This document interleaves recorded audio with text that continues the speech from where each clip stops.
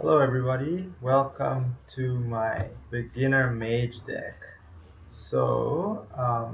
This beginner deck is really easy to make. It's comprised mostly of basic cards, only has two commons. The reason why I'm doing this mage deck first is because the mage deck should be your starting deck in Hearthstone. When you first start playing Hearthstone, you immediately play the mage class for all your introductory quests, and it's a very well balanced class. So I'm gonna go through a beginner mage deck and an upgraded beginner mage deck before I go through any of the other classes. I'm just gonna quickly run through the cards that we have in this mage deck and also go through the reasoning of why I put these cards in. So the first card that we have in the deck is Arcane Missiles. For 1 mana, deal 3 damage randomly split among all enemies. This is really good at clearing off any early game minions that your opponent puts down. You can also use the Mage Hero power to do an extra 1 damage to finish off any minions that are still left alive after you cast this spell. Um, it's not usually recommended to cast this spell when your opponent doesn't have any minions because it will do 3 damage to the opponent, but you end up losing this card. So oftentimes it's best to keep it for when your opponent does play a weak minion. The second card that we have on this list is Mirror Image. 1 mana, summon 2/02 minions with Taunt. This is a pretty useful card, especially against faster decks that trying to kill you before you establish a board. It's also really good in case you want to protect some of your bigger minions from being attacked. Since it only costs 1 mana, it's really easy to play later on in the game as well, alongside maybe one of your 4 mana minions or 6 mana minions to kind of protect them from any aggression that your opponent makes. The third card in this deck is Mana Worm. So this is one of the commons that we have in this deck. We only have two commons. The first one is Mana Worm. This is a very high value card. So 1/3 for 1 mana, and every time you cast a spell, it gains 1 attack. If you put this card down in your first turn, it can really go out of control unless your opponent kills it off or addresses it. So a lot of times, putting this down turn 1 puts a lot of pressure on the board immediately. So it's a very high value card, and it's also relevant competitively as well. A lot of top tier mage decks often use Mana Worm as well. So when I'm suggesting that you craft this card for this deck, it's a card that you will be using in your mage decks for a long time to come. Then the next card after Mana Worm is the first 2 mana card in this deck is Frostbolt.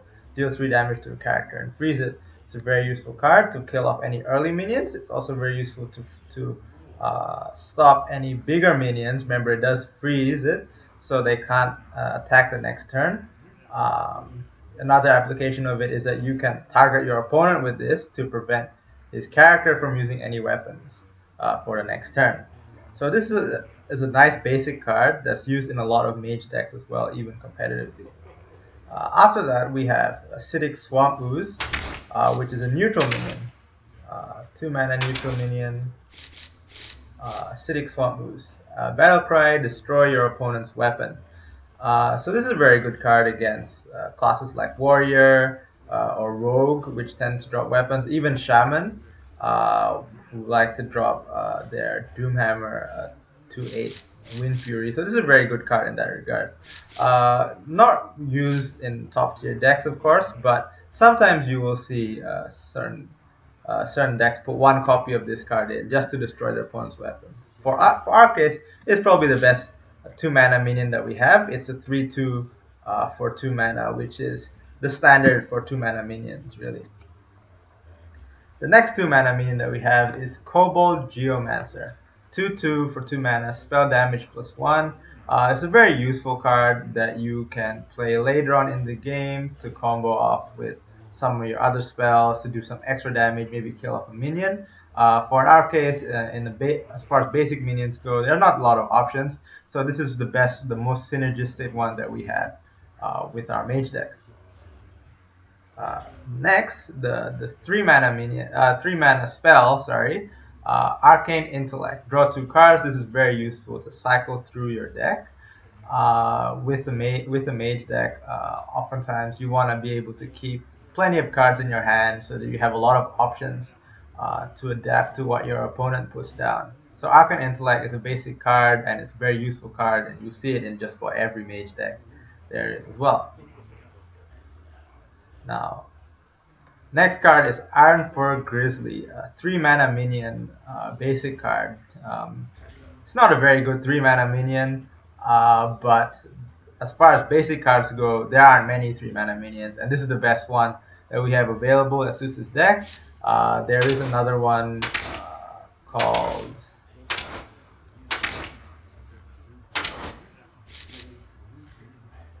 Shadow Sun Cleric.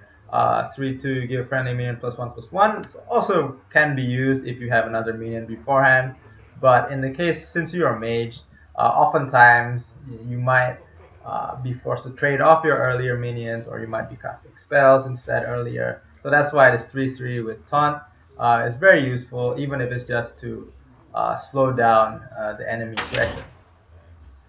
Next card after that, 4 mana card, 4 mana spell. Fireball, very useful.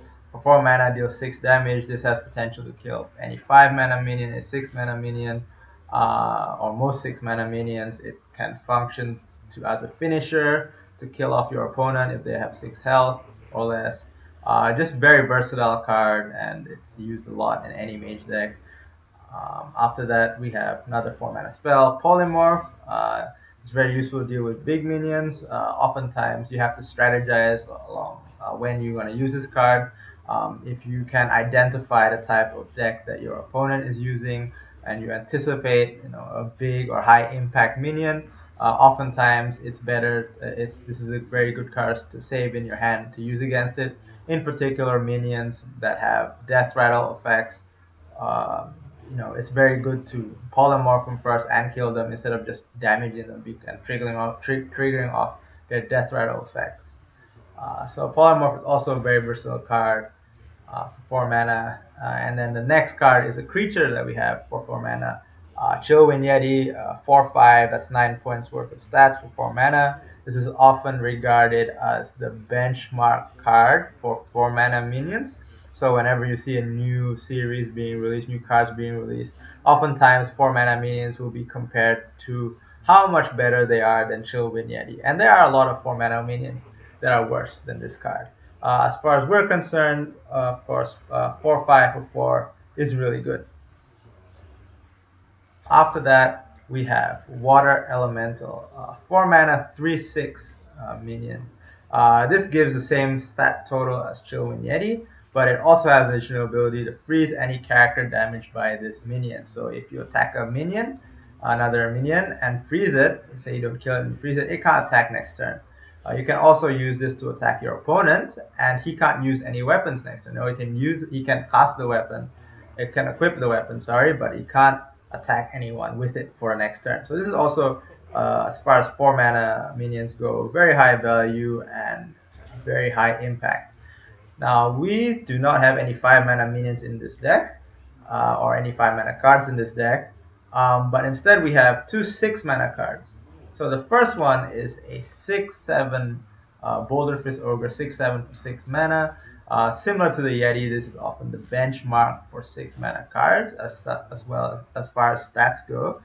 6/7 is a very hard minion to remove. That 7 HP means that it will survive your opponent's fireball, and oftentimes your opponent will have to use 2 cards to kill off this minion, which is what we want. Anytime you play 1 card and your opponent needs 2 cards or more to get rid of it, that gives you a value advantage, gives you card advantage. So this is a very nice card as far as basic card goes. The next card that we have is our second common, called Faceless Summoner. It's a new card from Whispers of the Old God set. It's very high value, even higher value than the Boulder Fist Ogre that I was hovering over before. So as far as 3 mana minions go, the average for 3 mana minions is usually 3/3 with some sort of ability. So when you play this card, you're pretty much going to get an average of 8/8 total worth of stats, split across 2 minions and some ability from the 3 mana minion. So comparing it to Boulderfish Ogre, which is our benchmark, this card is really strong as far as 6 mana cards go. It's still a newer card, so I'm not sure how frequent, how competitive this card will become. But as far as we're concerned, since this is a beginner deck, you want to get the highest amount of value out of your cards, and this one gives you a lot of value for 6 mana, so it's great for this deck. And then our final card is Flame Strike. This is our board clear. Oftentimes, if your opponent is spamming a lot of small minions, you want to use it. And this gives you, hopefully, will give you a board advantage over your opponent that you can use to win the game. So I'm going to run over some of the stat distributions of this card. So as you can see, we don't have any 5 mana cards, but we have a lot of cards costing 1 to 4 mana. And this is really important for a beginner deck like us, because if you wanted to compare what our card value compared to card value of a more expensive deck, for example, our 3 mana Iron 4 Grizzly probably doesn't compete with our opponent's 3 mana card. However, our opponent's 3 mana card is most likely going to be weaker than our 4 mana Chillwind Yeti. So it's very important that over the first 4 turns we maximize the use of our mana. It's called playing on curve. So basically, we try and get as much mana usage as we can in the first 4 turns to gain advantage over our opponent, even though they have a more expensive, more strategically sound deck. So that's why, as far as this deck is concerned, we have 2 minions in the ones that cost 1 mana. We have 2 minions that cost 2 mana. We have a minion that costs 3 mana plus some draw cards, and we have 2 more minions here that cost 4 mana. So we want to ideally play 3 minions or 4 minions, even if possible, in our first 4 turns to kind of solidify that board advantage and take the initiative over our opponents. So have another video here which showcases some gameplay of this deck. And I'm also going to run over an upgraded version of this deck, which features Cthulhu, which is a free legendary that you all get when you first open a Whispers of the Old Gods pack. So I'm just going to open the upgraded deck now. I call it Cthulhu Mage. So uh, as you can see, just glossing over here, the 2 commons that we used in the first deck, they're here as well. So if you decide to progress from the first deck to this deck, it's not going to be too hard. Also, I recommend playing the first deck until you unlock your 13 free booster packs from Whispers of the Old Gods, a new expansion.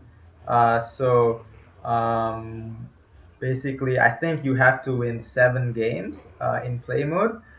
You can do that with the beginner deck pretty easily, and you will get 13 booster packs for Whispers of the Old Gods. You will get a free Cthulhu, which is basically your win condition for this deck. You will get 2 Beckoner of Evils, which Battle Cry give your Cthulhu +2/+2, basically the basic synergy card for Cthulhu. And in your 13 boosters, hopefully you will open a bunch of other Cthulhu followers to put in this deck. And I will also run over the contents of this deck. Um, so at the start, for 1 mana, we have Mirror Image. Again, similar to the first deck, it's very useful at stalling. Uh, Mana Worm synergizes with Mirror Image and is very high value mana card. So we put it in this deck. Even though it's not a Cthulhu card, it is a very high value card, 1 mana. So it helps set up the tempo at the start of the game.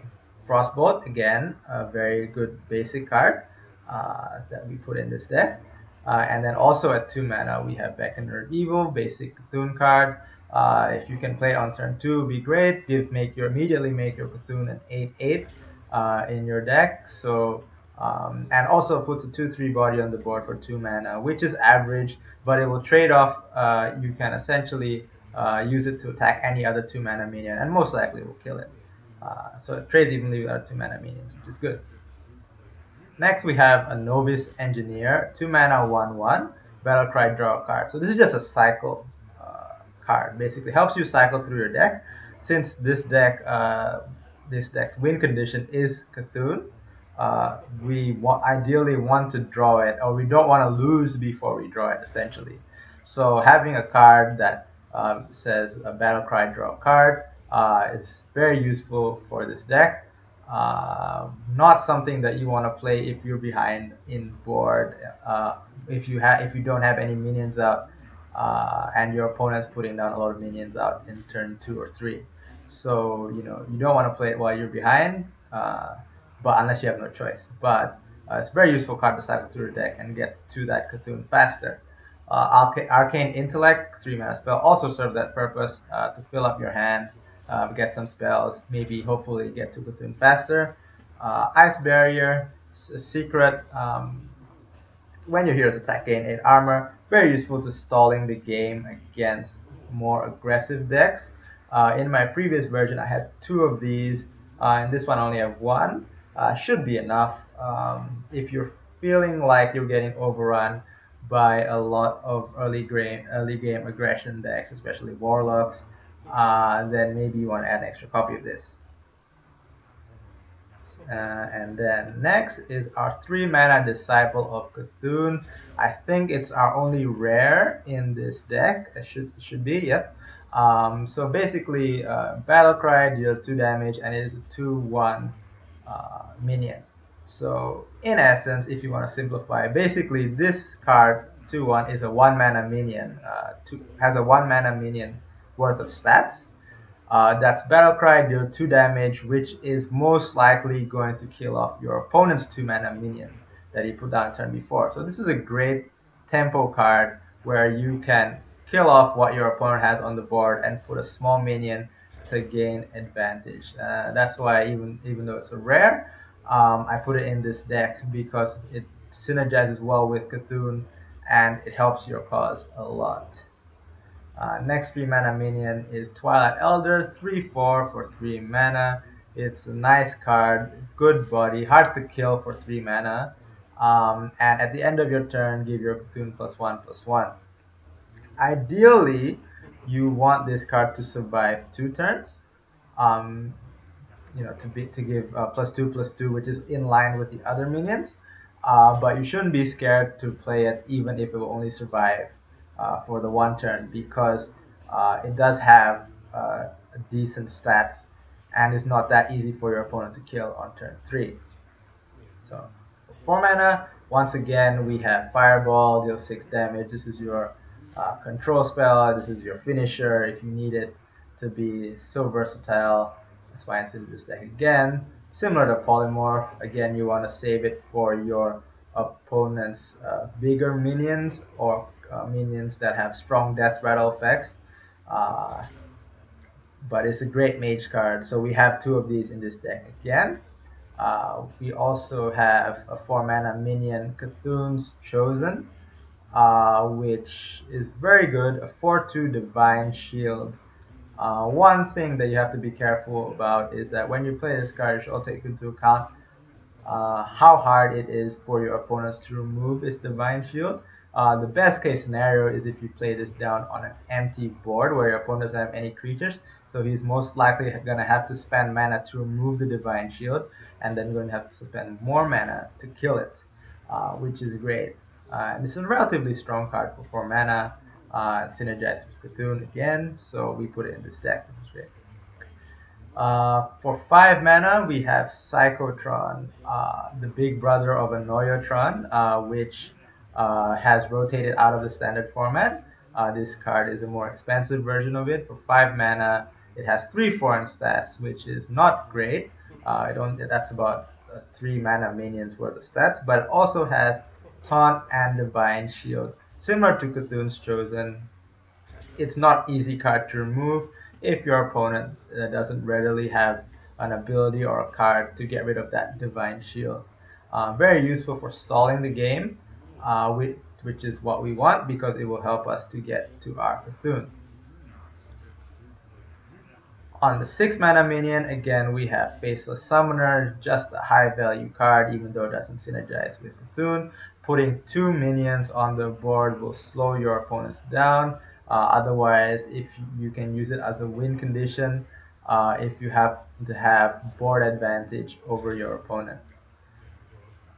In 7 mana, we have Flame Strike, deal 4 damage to all enemy minions. Again, this is a board clear. If you're struggling against an aggressive deck and you just can't seem to find your Cthulhu, this is a very good card to kind of reset everything by killing off all your opponent's minions. And then finally, we have our win condition Cthulhu. 10 mana cost, starts off at 6/6, but will be buffed by all our Cthulhu synergy cards. So hopefully, if you get this card, you want to win on the turn that he is played, or you want to win on the next turn afterwards. Uh, the one thing to watch out about when you play Cthulhu is that maybe your opponent might have some sort of removal in hand for him because you've been playing all these Cthulhu synergy cards. So one thing to remember is that when you play Cthulhu, you basically gotta win when you play it, or you have to have a plan to win when he gets killed. Luckily, you have cards like Face the Summoner, which is a big value minion. You have Fireball, and you have Frostbolt. Kind of do that finishing damage if you need to. So this card is pretty decent. This deck is overall pretty decent. It doesn't have a very high cost. Most of it is common. The Cthulhu Legendary is free, and the Disciple of Cthulhu is the only rare card in this deck. So I think we left out another Cthulhu synergy card at the 2 mana. There is a Cthulhu card for Mage that costs 2 mana. It's a 3/2 minion, and I believe it gives spell damage +1. And whenever you cast a spell, it gives your Cthulhu +1/+1. It is a rare though, and the reason we didn't include it in this deck, in addition to budget reasons, is also because I was thinking that if you were to play it on the second turn as a 3/2 minion, you are unlikely to get value out of its other abilities. It's most likely going to die before it gives any value. So that is why we decided to put a basic Novice Engineer instead. But if you happen to have the budget, you happen to have the card from one of your booster packs, then definitely put it in this deck. Anyway, thank you very much for watching this video. If you got any questions, please leave it in the comments below. And if you would like me to give guidelines on any other type of deck or any other class, please let me know. Thank you for watching.